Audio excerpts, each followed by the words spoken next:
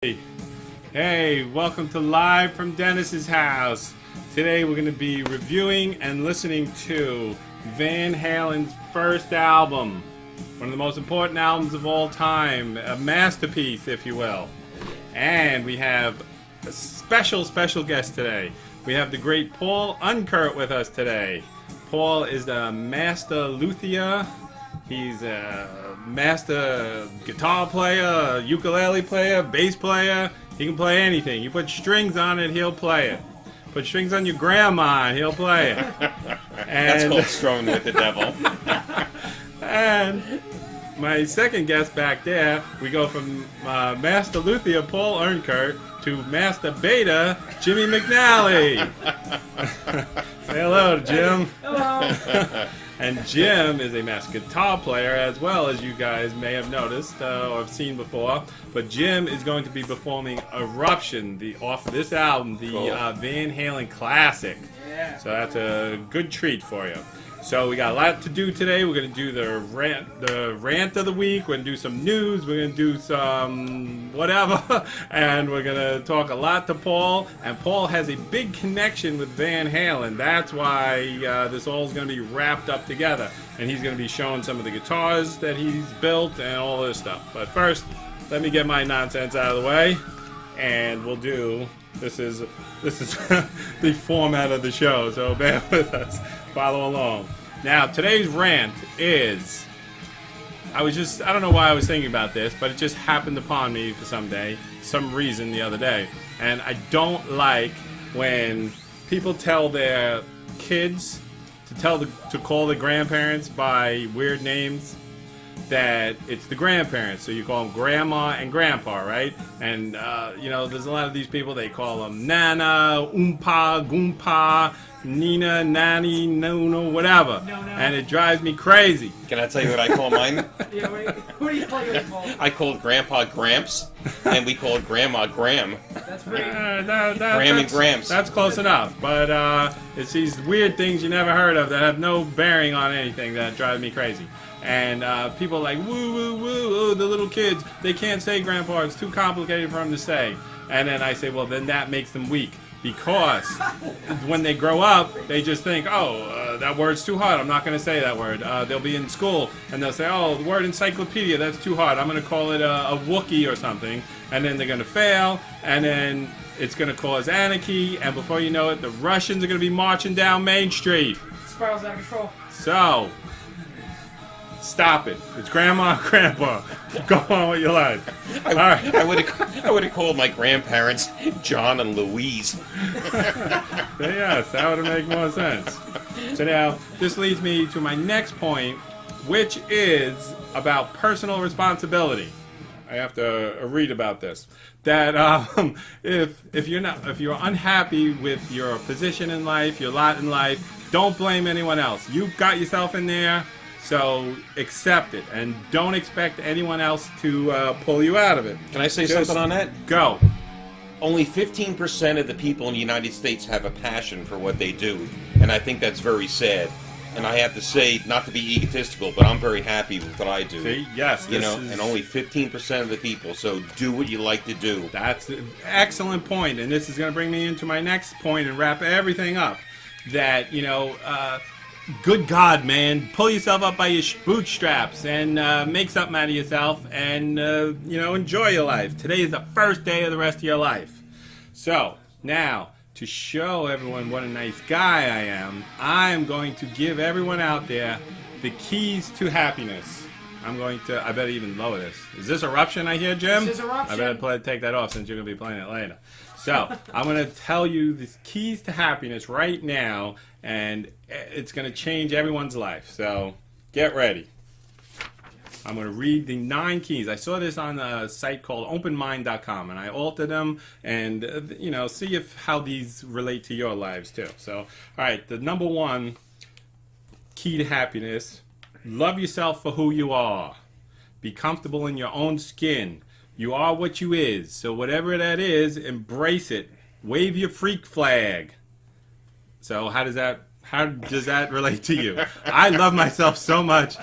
Everyone can attest to that, so I'm good with that. Yeah, so I'm 1 for 1 so far. How are you guys? You guys good with that? We're good with you. All right. 2, see relationships as an extension to rather than the basis of the human experience.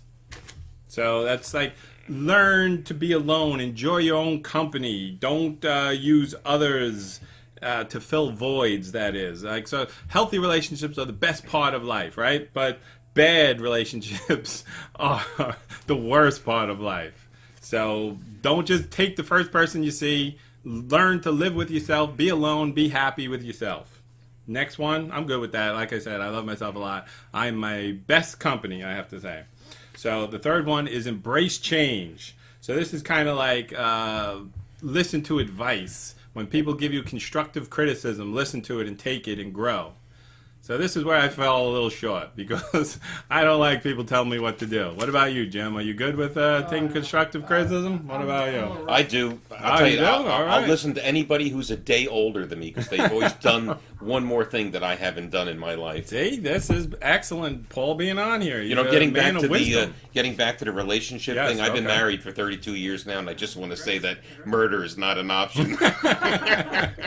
See, but just think about this. If when you first met your wife, if you would have killed her, you would have been out of jail before 30 years. I would have been out of jail now. Oh, she's not going to be watching. I'm not even going to tell her about this program. All right. Now, number 4 is celebrate rather than compare yourself to the accomplishments of others. Jealousy is a killer. Mm-hmm. So I'm good with this. I appreciate, like, Paul, you're an amazing guy and I love everything you do. I'm not jealous of anything. I said, wow, that's very impressive.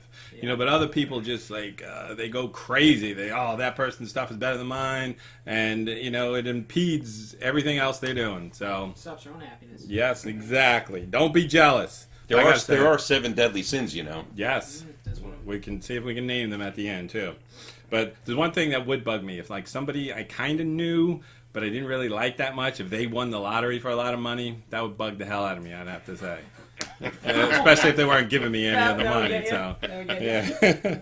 So, the next one, never dwell in being a victim. We all know these people, right? The eternal victim. Oh, woe is me. Nothing's my fault. It's the way it is. Stop crying. Stop being the victim. Move on. Next, live in the present. Absolutely. All we have is today. You can't worry about what happened yesterday, and you can't worry about what's going to happen in the future. And don't waste your time. Don't wish your life away like, oh, I can't wait for next summer. Oh, I can't wait for Christmas. Oh, I can't wait for this. And then, you're not enjoying today. So live in today. Enjoy today. You may be, everyone that died today, how's that saying go? It's like saying, everyone that died today made plans yesterday or something like that. You get where I'm going. All I can think of is coulda, shoulda, woulda. Yeah. And the next one, trust that everything happens for a reason. Now, this is the biggie for me. I absolutely believe this. That anything that seemed bad at the time that happened to me, and I was like, all right, but then it always opens another door and something better has come along. Cool. And I've always found that to be the truth. So live by that one. It's true. Next, don't let money dictate your life. Money is the root of all evil. Everybody needs money, but the problem is when you get greedy. That's when the problem comes in. So don't be greedy. You just need enough to survive. That's all. That's one of the 7 deadly sins. Yes. See, there you go. And then number 9 is look within for solutions. So change from within. Don't worry about other people trying to change you or whatever. Use yourself. And then I was thinking about that though. Now I'm going to throw in my other little things too. These are more Jello key to happiness. I think it helps if you're dumb. Because if you're dumb, you don't realize that you should not be happy. Right. So you don't realize what's going on in the world. So that I noticed the dumber people are, the happier they seem to be. So there's something to be said. Just look at us. Yes. We're having the time of our lives. But we're going to put our big girl panties on and get with the program, though. Exactly.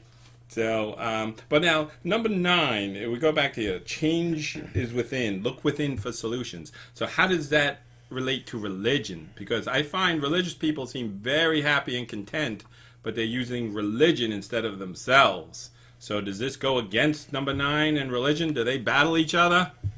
Right in. What do you think? Oh, I'm gonna wait. I gotta think about that Don't one. talk about religion or My politics. head hurts already. And then the biggest key to happiness, the number 1 key to happiness of all, is listen to music. Cool. Yes. Smell some vinyl records Yep. and watch my show. Absolutely. The 3 top keys to Be happiness. happy. There you go. All right. Thanks for putting up with that nonsense, Paul. I thought that was great. Now, I agree with everything you say so far. the reason why we came here, the man of the hour, the great Paul Unkert. So I'm going to let you start talking about how you got started in this world of making guitars, playing guitars, and then I'll ask some questions and you say what you can talk about, what you can't. So. Okay. Well, I'll tell you All what. right. I built my first guitars in high school, and I was very fortunate because my woodshop teacher, who was a personal friend of our family's, worked at Ampeg Dan Armstrong in Linden, New Jersey on Blanky Street. And during the summer, when I was not in school, I worked there building the now famous plexiglass guitars. I was also very fortunate that I worked for Sam Kuntz, the famous archtop maker. He's now long dead. But I've never lived more than 60 miles in downtown Manhattan my entire life, and I've been building and repairing guitars for 43 years now. Wow. And I've worked for companies like Guild, BC Rich, American Schuster, Ampeg Dan Armstrong, Kramer, Yes. a lot of companies, so I've been very fortunate, and like I said, I'm one of those 15% of the people who really enjoys and has a passion for what they do. Yes, that's the most important thing, I think, in life, is to get paid for doing something you love. Is when you've reached the top. You can't get happier than that, because money alone is just not going to make you happy. Remember that. Like, look at all these celebrities and look at all these housewives on these reality shows. They all got more money than you could imagine, but they are miserable and crazy. And I'll tell you what, I've basically tried everything in the guitar business. I've tried the vintage thing, manufacturing, importing, retail, playing music, and I think for me, the only thing that ever worked out in 40 years was me standing at a workbench just wrenching guitars all day long. Yeah. But like I said, I still have a passion for that 43 years later, and I'm quite happy at it. Yeah. And I think that shows in your work, Yeah, absolutely. So you've brought some guitars with you here today. But do you want to talk about the Eddie Van Halen connection now, or do you want to show your guitars? Or Let me just go ahead. We'll go over the Van Halen thing. Okay. A lot of people associate me with all the red, white, and black guitars, and I didn't design that. Eddie designed that product. Okay. He actually has a registered trademark on any intersecting, randomly spaced red, white, and black and yellow, and white and black lines. Okay. Wow. So don't paint those guitars. It's illegal. Wow. Many people try to ask me to build those guitars for them, and I always turn them down by saying I made a commitment to Eddie Van Halen not to build those guitars. And no matter how close I get in building you a guitar or that rig, this is where the tone is. You're never going to be Eddie Van Halen. It's in his hands. Absolutely.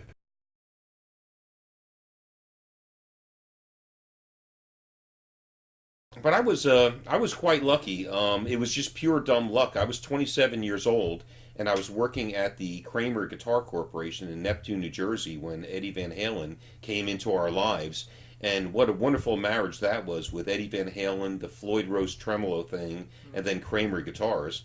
And I have to admit that Eddie literally, reinvented how to play the guitar. Oh, absolutely.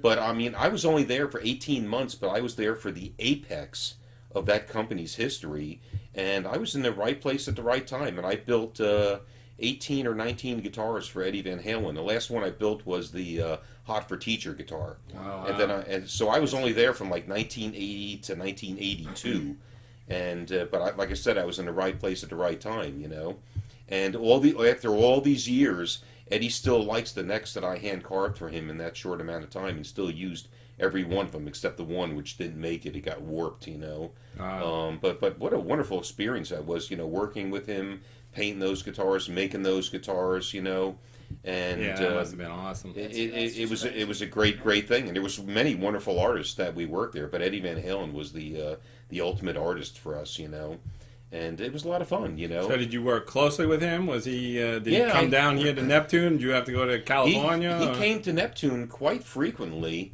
and you know, I knew all the ins and outs of Eddie Van Halen. You know, he liked to smoke Marlboro cigarettes, drink Heinekens, and he loved White Rose System hamburgers. You know, so but we worked quite close together building guitars. I'm not going to say we didn't have arguments about things, you know, but I tell you, he knew what he wanted, and there's a lot of details that make those guitars work, you know. And I tell you, so many hundreds and hundreds of people I've met over the years have said that they built guitars for Eddie.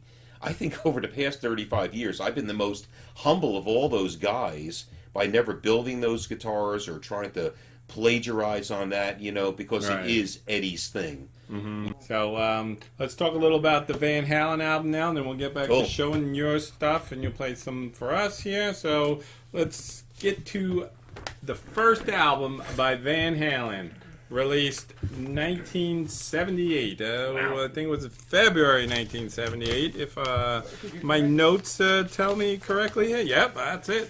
February 1978. And like I said, one of the greatest albums of all time. Some people say the greatest debut album of all time and one of the most influential albums of all time. Because, you know, remember back in 1978, you know, you've heard this for 40 years now, and, you know, it's not that shocking. It's still amazing. But imagine 1978 when the big albums and bands out there was like Foreigner and Journey and things like that, you know, and this band came out, and no one had ever heard anything like Eddie Van Halen's guitar playing at that point, you know. I'm assuming he invented it. There's questions about other people may have before him, but I never heard anyone playing that tapping style before he did. Definitely didn't invent tapping, though. He didn't? No, there's guitar. Frank Zappa definitely had a lot to do with that. I never heard him doing that. Classical guitar players, definitely Italian classical guitar players, had a lot of tapping. There's but nobody listens to that stuff. So. I'm just saying. Yeah. It was out there before. He definitely made it mainstream. Definitely made it mainstream. Yeah, and what did I want to say? Oh, that their biggest influence I've read. Do you know who their favorite band was? Alex and Eddie Van Halen. Who their favorite band was? Go ahead, Jim. It's Cream. Wow, that was their biggest influence. Yeah, Eric Clapton and Ginger Baker was their biggest influences. And when they first started, these guys, I think they were from Norway or something. Their father was a classical musician. They came over here. And it was funny, though, that Alex first picked up the guitar and Eddie was playing the drums. Oh, wow. And then they realized that they both sucked and that they could each play the other instrument better. So they switched. And then the one thing I really liked, though, was a quote from Eddie. Like, Alex would always be going out to parties and stuff, and Eddie would be in his room practicing guitar for like 10 hours a day. And he was like, don't you want to go out? Don't you want to get any girls or something? He's like, listen, when I become an awesome guitar player, I'm going to have more girls than I could ever imagine. And it paid off. The rest is history, then. Yeah, and he ended up marrying Valerie Bertinelli. So he was sitting in his room watching One Day at a Time, and he said, one day, she's going to be mine. And the rest was history. So they're like the quintessential California band, and these guys all met in California high school. And then, you know, they would just started out playing backyard parties, and they were just a cover band. Strictly covers, right? And then they got so popular in the neighborhood, and it got bigger and bigger. They started throwing their originals in, and it just took off like wildfire.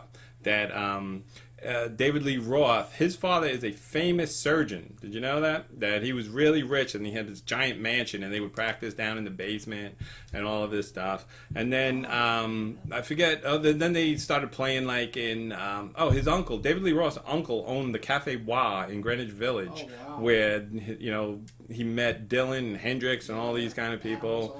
Yeah, so then they were playing at the Whiskey A Go-Go in California, and that's where Gene Simmons noticed them. He was going to sign them, but he couldn't get anyone interested in them, so he said, forget it, I can't do nothing with you.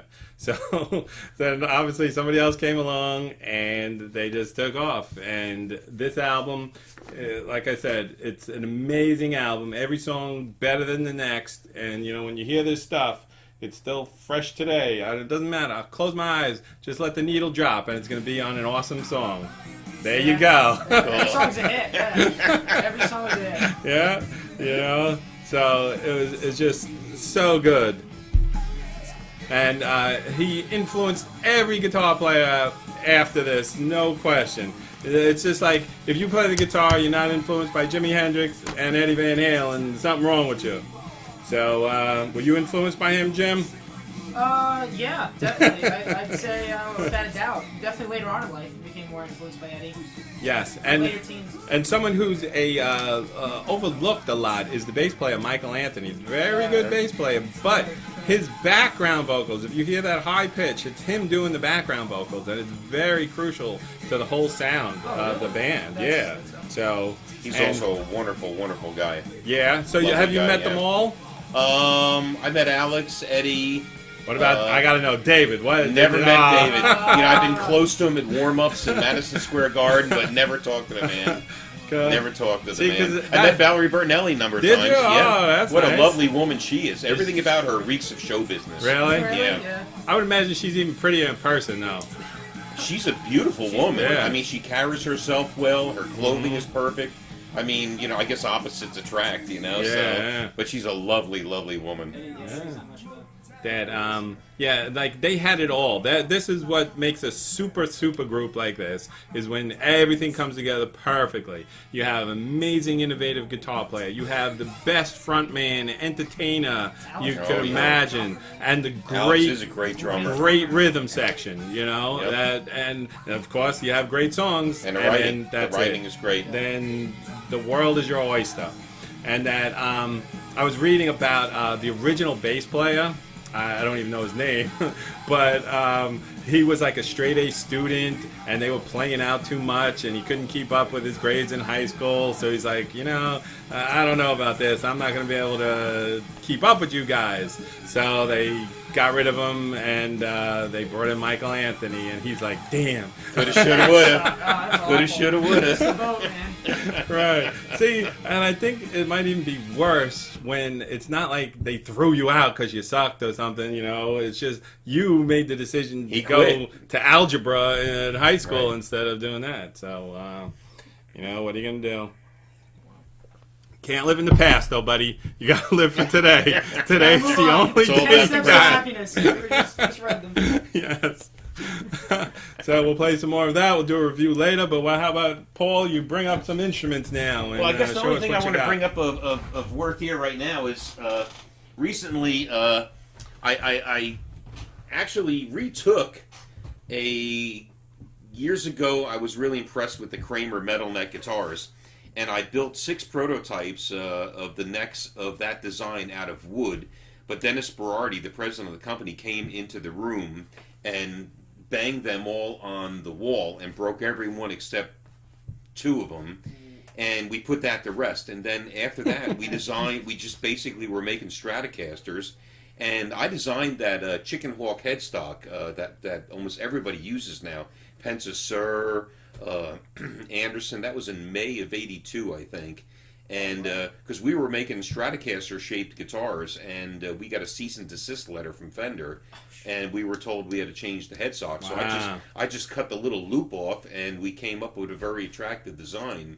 But years later, I built some guitars for Henry Vaccaro in Asbury Park, New Jersey, who was one of the, I believe, first vice presidents of Kramer years ago. And I met him back then in the early 1980s and built guitars for him in the 90s out of aluminum also. And no one ever patented this headstock shape. And a investor from Washington, D.C. came to me one day about 5-6 years ago and said, Paul, I want to build guitars with you. And I said, I really want to get back to the Kramer shaped necks, but made out of wood. So I redesigned it, and we sexed it up a little bit, and we got the patents on it. And what's really funny is Kramer or Vaccaro guitars never acquired the patents on this thing. Wow. So when I did the research, it was available. We paid the money, did the scientific research, and got the patents. We have 2 patents on this. We have a design patent for the shape, and then we have a functional patent that states that anything that's manufactured into a curve is essentially a spring, and anything that is a spring is under tension, and anything that's under tension creates tone. Oh, If you go like this to the old metal neck aluminum Kramers, it's like a tuning fork. It actually rings, you know. So, but I think it's a great design. They don't break. One thing I had to do was, if you look at the face, there's a 1/16 of an inch Bakelite plastic veneer on the face, and that brings all the mid-range out of the guitar. If I didn't have that lamination on there, the guitar would essentially sound a little mushy sounding. But this is essentially a beefed-up version of a old Kramer DMZ 1000, and this is one guitar I built for myself out of true Honduras mahogany, a Corelli maple neck, and a beautiful old grimy-looking Brazilian rosewood fingerboard. But this is in my personal collection now, and it rarely gets played. Really? And It's gorgeous. about 2-3 years ago, I built a guitar just like this with a Floyd rose on it and a maple neck, and I painted it red, white, and black, and I gave it to Eddie Van Halen backstage at Madison Square Garden. And I think it was in the April issue that year of Guitar World magazine, and that guitar is now living in his studio in his home. Wow. So he likes it. So, but these are pretty rare. There's only about 250 of them right now. And we just finished building 12 pieces for the Rolling Stones. Oh, So, be still my heart. You know, the Rolling Stones are my favorite band ever in the history of the world. the last one is being picked up for Chuck Leavell tomorrow, I believe. So I hope they show up and pick it Is up. Mick you and know. Keith coming to pick it up? Nah, you can't get near Keith or Mick, you know. They're like royalty. You can't get near those guys, you know. So, but this is what I did over the past couple years. And again, you know, I just wrench guitars all day long. I do close to 1,500 guitar repairs a year, and that's the bread and butter of the business. Yeah, you know? because what's your business? The Original Guitar Guy? That's Is that my your name? that's my website, the You Original do Guitar Guy. I brought a mandolin that you fixed up for me. I bring my guitars there for the Cool. setups. My friend brought a stand-up bass in there to have fixed. You do everything. I'll work on right? anything with strings, you know. Exactly. Funny story, Yeah. though, Paul. I called you, I think 3 months ago, Right. for a scallop neck. And I turned you turned me down. You turned me down. You're like, I don't do that.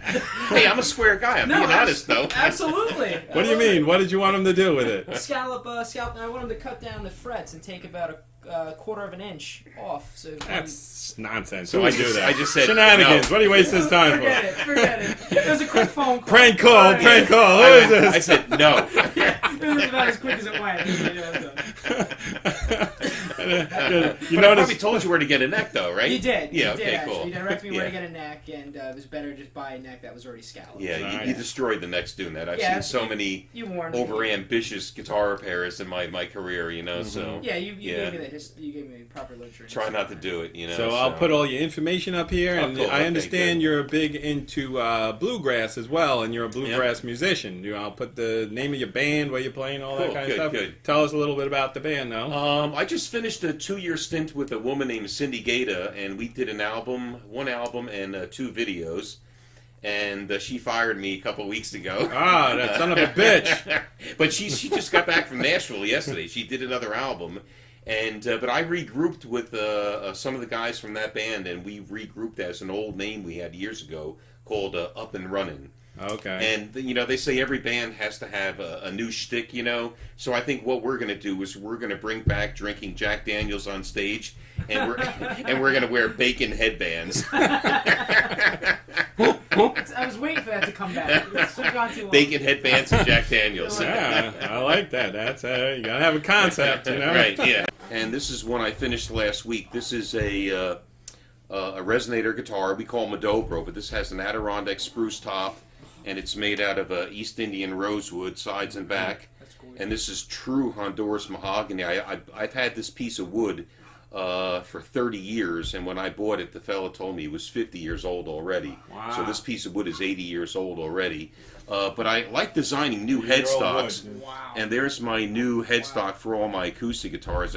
It's now famous as the guitar with a hole in the head. So, but you know, I think the headstock is the most identifiable feature of a guitar. That's why I like the old Kramer headstock. I like this thing, you know. So let me just play a couple notes on this. It's a really cool sounding guitar, you know.